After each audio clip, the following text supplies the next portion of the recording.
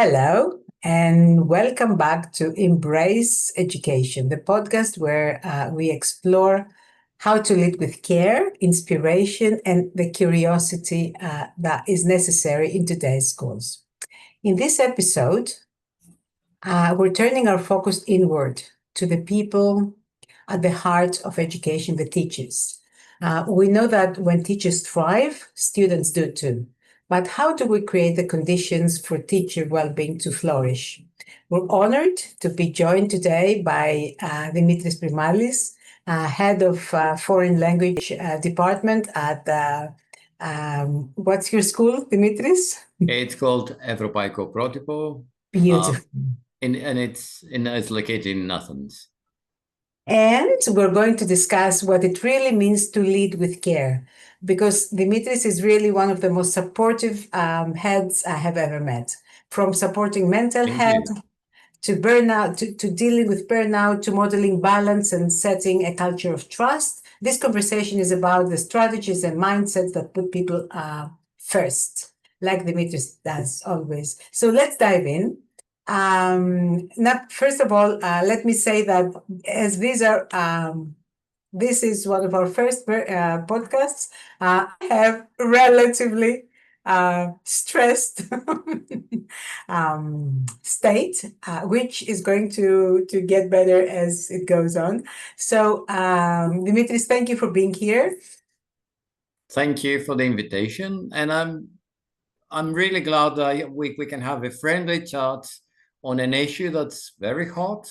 Lots of people feel that well-being is not there, but they don't talk about it. Sometimes it's a taboo issue, or some people feel it's an unnecessary luxury. Truth be told, this is something that I really wanted to talk about. But before we do anything else, let me present Dimitris. Let me say a few of the things that I would like to say. So Dimitris has been teaching English as a foreign language for over 30 years. He definitely doesn't look it. I don't know, did you start teaching at 15 or something? Dimitris' experience covers a wide range of groups, including young learners, teenagers, adults, exam prep classes, and business English. And he is a freelance material designer. I doubt there is any ELT teacher in Greece who has not attended one of his gripping and really highly informative workshops on subjects close to his heart, like introducing and integrating learning technology, 21st century skills, innovation in the syllabus and daily teaching practice, and lately, AI. These interests are reflected in the presentations he has given in multiple international conferences like in EATEFL, TESOL France, EATEFL Hungary, TESOL Macedonia Thrace, and so on and so forth. And his published work includes textbooks for well-known publishers, but also articles for highly respected publications of the field, such as EATEFL Voices, Pilgrim's Humanizing Language Teaching, and our very own TESOL Greece newsletter, to name but a few. Dimitris has also been chair of the TESOL Greece Association for 2 years, wasn't it, Dimitris? Well, it was about a year, but I served twice in various positions as an EATEFL newsletter editor, as a vice president, vice chair, and chair. That's right. And as a simple volunteer. As we all are. And this is where we got to meet each other. And what we don't know, what many people don't know, and I didn't used to know, was that he is also, he holds a master's degree in education leadership from what university, Dimitris? The University of Derby. Derby, right. I love to hear the accent. And this has added to his natural leadership flair, making him a very successful head of foreign language departments at Ευρωπαϊκό Πρότυπο. And this is a K-12 school with multiple campuses, I think, around Athens in Greece. Thank you. Thank you very much for your kind words. The truth. And add all this, all the previous, to the many, many, many brainstorming sessions, discussions we've had over coffee, and that was on all things education. And it makes sense that Dimitris was one of the first people who came to mind when I made this little list of invitees for this podcast. So it's really a pleasure to be here with you today, Dimitris. And as you said, we're all looking to go deeper into this issue of teacher well-being.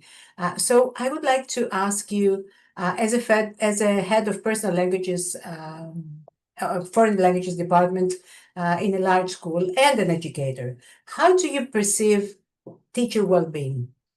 Well, the first thing that comes to mind is happy teachers.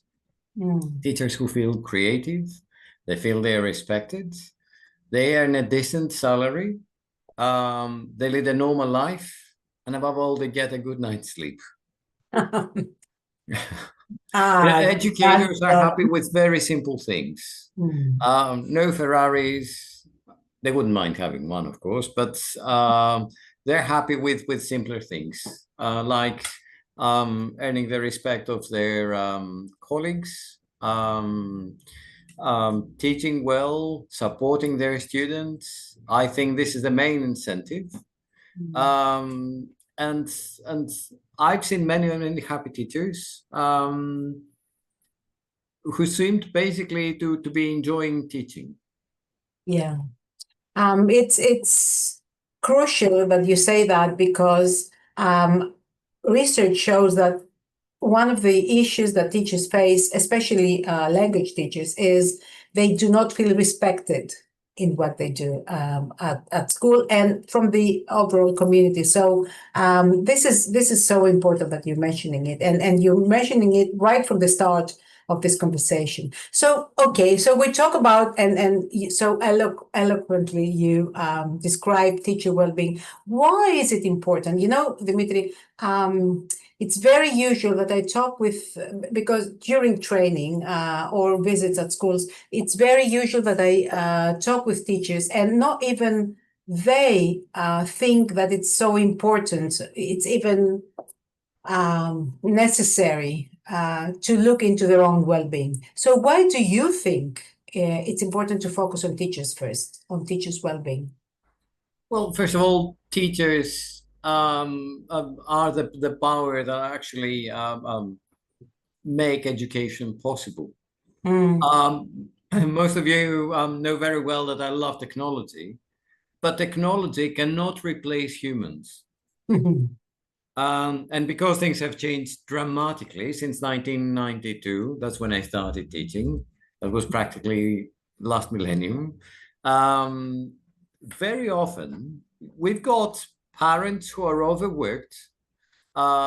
Usually there is the line is very thin, and sometimes it doesn't even exist between work and private life. They have to answer emails even late at night. They have to answer phone calls. They have to work overnight, and usually it's educators who play partly the role of a parent. And I'm not saying that this is a role that we should all pursue, but de facto, we've been assigned this role.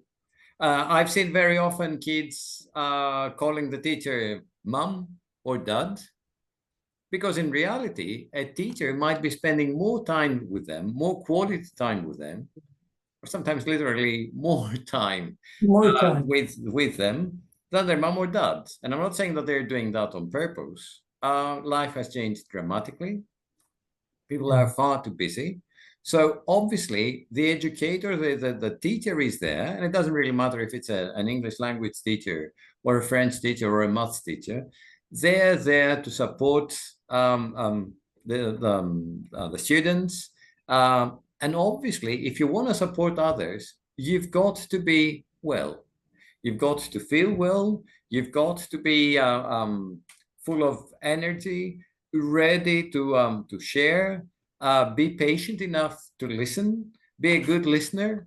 Come up with ideas. Come up with solutions. Be communicative. And you can't do all these things if you are on the verge of a burnout. Yeah, right. Or being overworked. And at the same time, you need to have a balanced life, which is, well, obviously a dream for most people because they work really long hours. But obviously, the job of an educator is completely different compared to other jobs. Oh, yeah. And you talk about how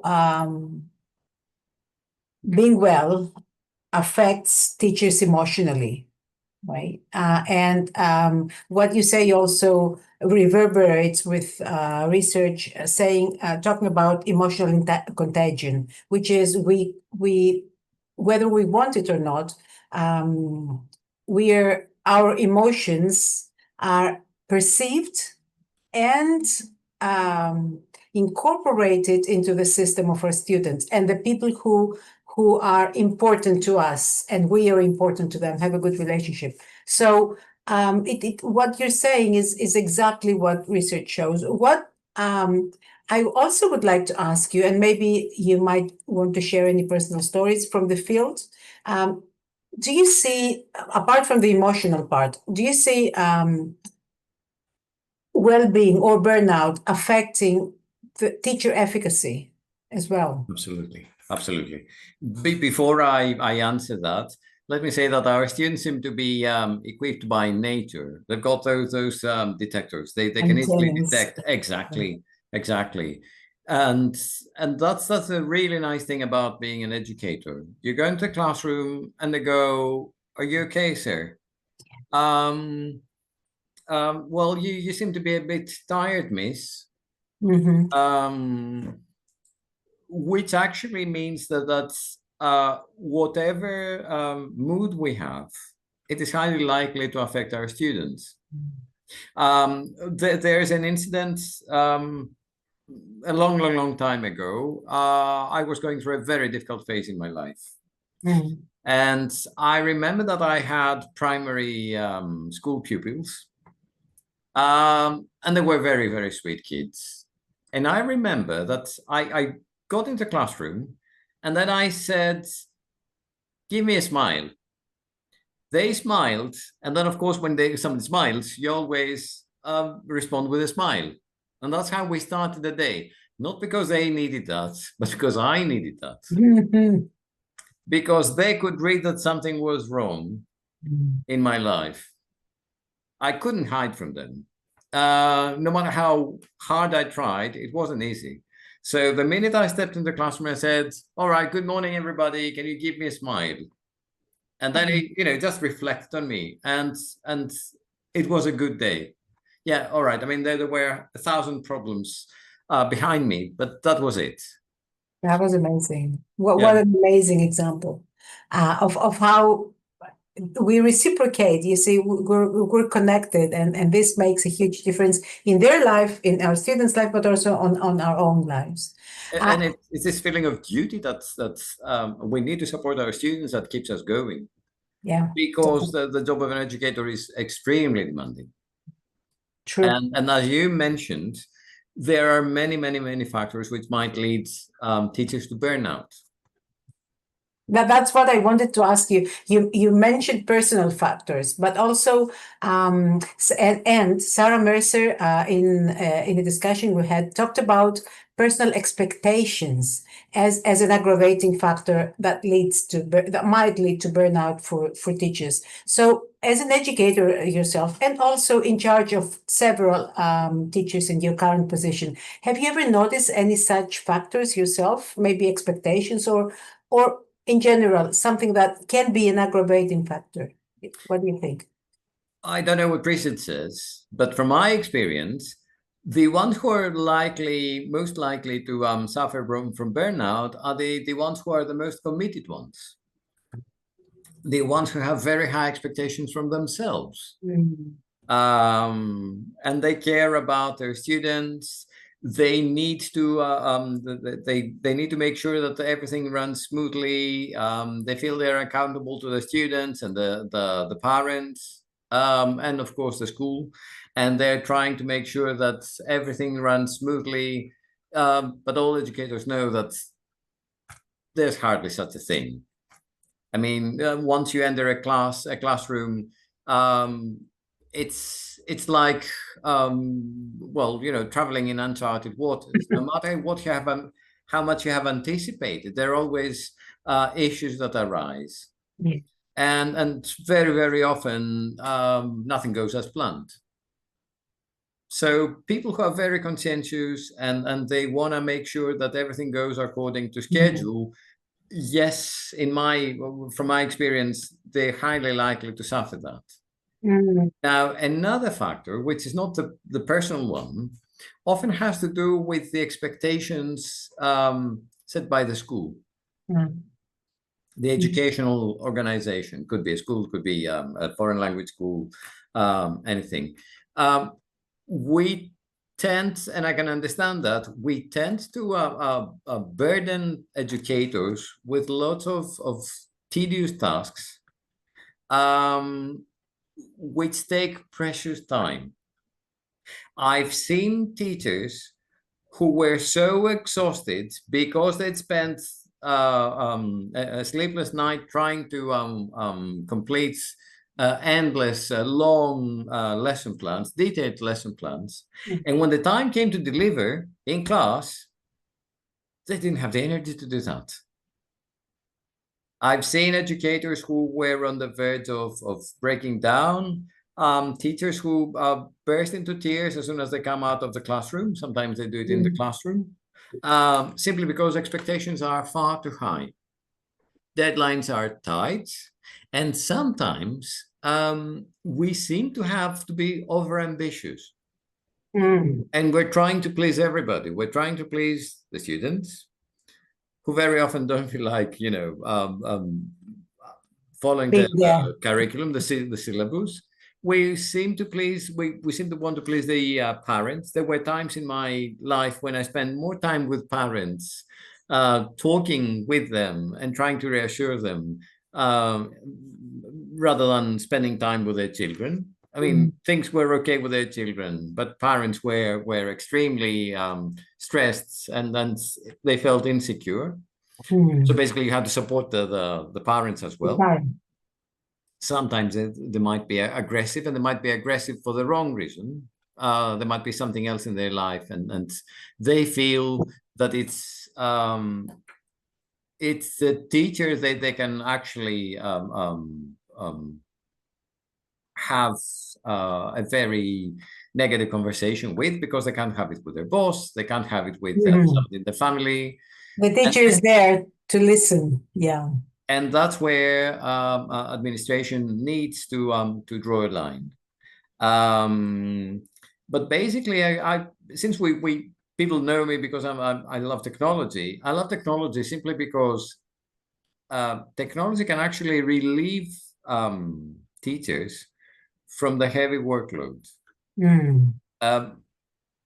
Particularly artificial intelligence can be used as a personal assistant.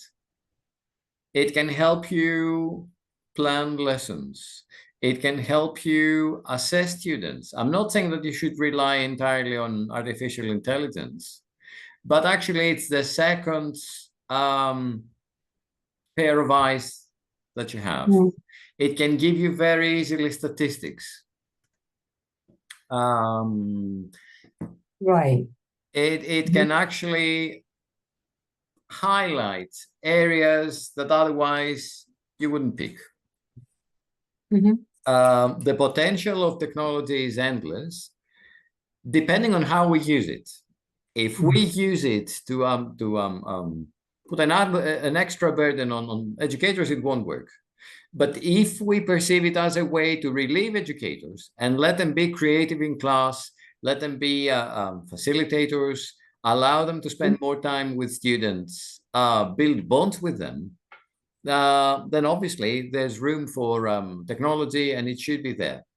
So that's, sorry, go. And that's one of the things we can do. We're going to talk about, obviously, there are many more things that we can do to relieve educators. But obviously, that's one thing. Educators are usually overworked. Right. And very often they feel exposed. They feel exposed to students. They feel exposed to irrational expectations or demands by parents. And sometimes even by the school administration. Right. Usually, I'm going to, because time is almost there for us to finish. I'm going to invite you for a second discussion where we discuss the systemic approach to teacher well-being.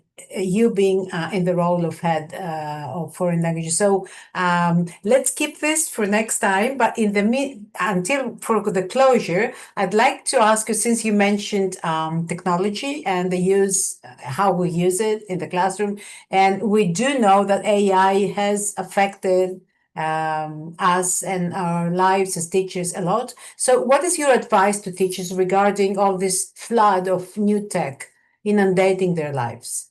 How much technology? How many new tools?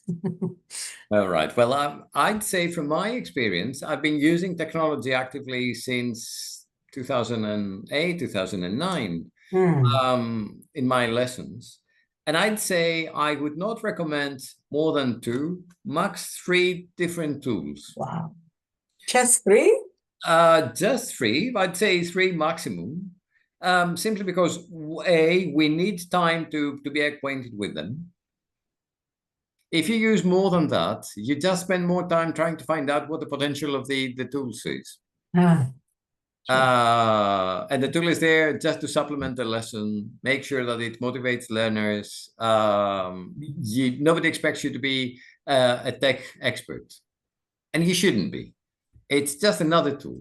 You can use your body, your language, you can use textbooks, you can use handouts, you can use one of those fancy AI tools. All these are there to serve the learning goals that you've set for your learners. And then there's another danger. This is B. Students might be involved because they're motivated, because they feel creative by using AI, and they might spend most of the time at home trying to figure out what its tool can do for them. So the more tools you give them, the more likely they are to spend time on them. And yes, well, let's not forget that apart from an educator, you basically are a foreign language teacher, and you want them to work on certain areas. So I'd say 2, a maximum of 3. I think that's enough. Amazing. Oh, that was really good advice, because it's very easy to get, lost. What I say to my teachers is, look, you have a tool doing a specific task, keep the tool. And until there is something new coming on that specific area, stop looking for others and other tools. Exactly. Because it can get out of control. And now the $1 million question: is AI going to replace teachers? No, not in the foreseeable future. In my opinion, no, because we are the role model. That doesn't mean that we always live up to the students' expectations, but very often motivation comes from the fact that the teacher spends time with quality time with the students. The teacher cares, shows personal interest, And this is probably another thing when we talk about artificial intelligence is we need to stress the fact that we're interested in the students' creative and critical thinking skills. In other words, we need to tell our students that we don't really care what ChatGPT has regurgitated because AI uses data from all over the world. We don't care what others said. Yes, you can use that if you do research, but I'm interested in your ideas. I'm interested in your output. And it's this personal interest. Yes, of course, there are bots that can actually assist learners, and they can provide real-time feedback. They can be really, really nice, which is a lesson for us as well. You know, we need to be polite. I remember a couple of years ago, a company advertised a tool that it's polite. One of these AI tools, personal assistants. Exactly. They sound empathetic. It's amazing when all those models, when they reply to you, they sound so empathetic. And sometimes we as human beings forget to do this. And it's, as you said, it's a lesson. And that's where well-being comes in. If you feel well, if you're balanced, if you've got a good night's sleep, you're not worn out, then obviously you can give them a witty answer. You can actually reply to their concerns in a satisfactory way. You can reassure them. You can encourage them. You can feel the vibe. AI, for the time being, cannot do it. But in any case, I know that students long for human attention. Beautiful. Thank you so much. That was liberating, and I hope that this is also the truth. Well, Dimitri, that was Dimitris. Thank you so much for your wisdom, for sharing all this, your own personal outlook on well-being. As you said, you promised that you're coming one more time to discuss the systemic outlook on well-being. So that was Dimitris Primalis offering such a grounded and inspiring look into the ways leadership can uplift, sustain, and protect teacher well-being. As we keep reimagining education, exactly, and as we keep reimagining education for justice and joy, it's clear that supporting teachers isn't a luxury. It's a necessity. And we hope that today's conversation sparked some ideas and reflections for you, whether you're a teacher, a leader, an advocate. If you enjoyed this episode, please subscribe and share it with a colleague. Leave us a review. You can also follow us on Facebook, Instagram, and YouTube, and check out our resources at www.metamothesis.com. Well, until next time, stay well, stay curious, and keep embracing well-being in education.